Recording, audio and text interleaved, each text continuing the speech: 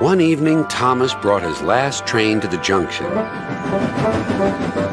Percy was glad to see him.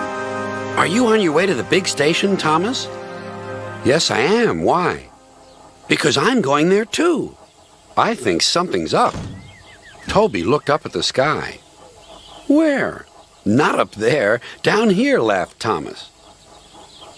"How can something be up when it's down?" Thomas was too excited to explain. "Bust my buffers! Look over there!" Mavis, Boko, Bill, Ben, Donald, Oliver, and Douglas paraded past. "Good evening, you three," whistled Donald. "Aren't we all a fine sight?" "Very splendid indeed," admired Toby. "Sorry we can't stop. Sir Topham Hatt wants us all together at the station." "What is this about?" asked Thomas. "Sir Topham Hatt has a plan," answered his driver. "Come on." So they followed the other engines to the big station at the end of the line.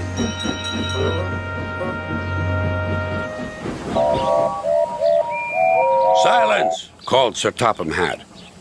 "I have an important letter to read from a little girl who is 5 years old." "Dear Thomas and all the engines, please can I meet you? My friends say they would like to meet you too. You could come to my house for tea, but my mummy says there aren't any railway tracks to my house. Can you come to the station instead? Thank you very much." "It seems," continued Sir Topham Hatt, "that there are many girls and boys who would like to meet you. Therefore, we are all going to the big city far away." "Hooray! Hooray!" the engines whistled. "Silence! Other engines will be working here while you are away, so please show them what to do." As Annie and Clarabelle were going to the big city too, Thomas and Oliver practiced with some other coaches.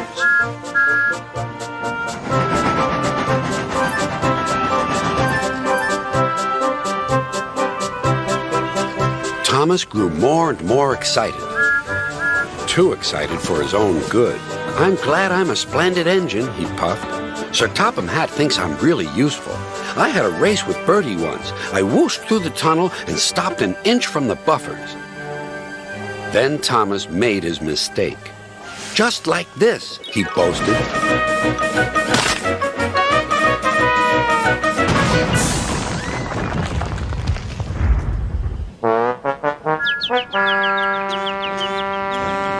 No one was hurt, but Thomas's front was badly bent. They telephoned to Sir Topham Hatt. "I'll send up the workmen," he said. "But if they can't mend Thomas in time, we'll have to go to the big city without him."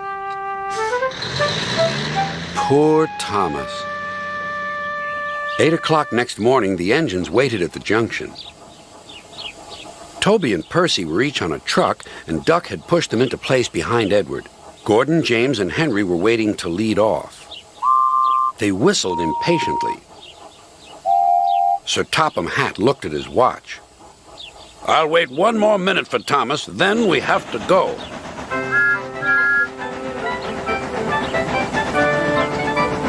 "Oh, thank goodness you're still here," panted Thomas.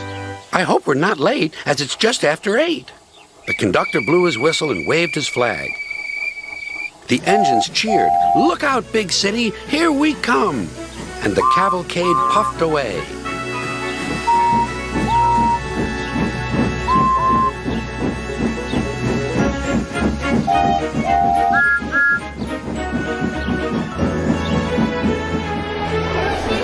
Later in the big city, all the engines were lined up in a splendid shed. The children were delighted to meet their friends. "I'm glad the little girl wrote to us," whispered Thomas to Percy. "Isn't it wonderful what happiness a letter can bring?"